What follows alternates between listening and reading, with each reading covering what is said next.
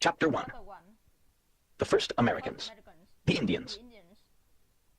The American Indians came from Asia about 40,000 years ago. They crossed the Bering Strait. Then they went down to North and South America. About 20 million Indians lived in America when the first explorers arrived. These Indians lived in many different tribes. Every tribe had a chief. The Indians and the explorers were friends. The Indians taught the explorers how to grow corn, potatoes, and tobacco. They taught them how to travel by canoe in the wilderness.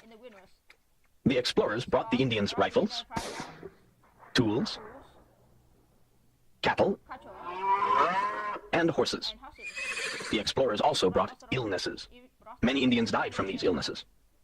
The Indians of the plains were expert hunters. They rode fast horses. They hunted the buffalo with bows and arrows or rifles. These Indians followed the buffalo across the plains. They used the buffalo for food, clothes, and teepees. The other American Indians were farmers. They farmed, fished, and hunted small animals. These Native Americans were happy people. They were strong, healthy, and courageous. They loved and respected nature. After many years, more new settlers and explorers went to America. They wanted to go to the west. They wanted to live there. They took the land from the Indians. The Indians were very angry, and the Indian Wars started. Many people were killed. The Indians lost their land and their way of life. They went to live on reservations. Chapter 2. Daniel Boone.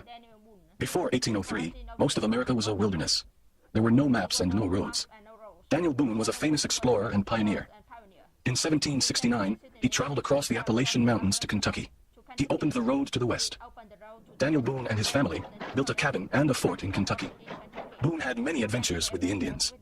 The Indians captured and killed 2 of his sons. In 1778, Boone was captured by the Shawnee Indians.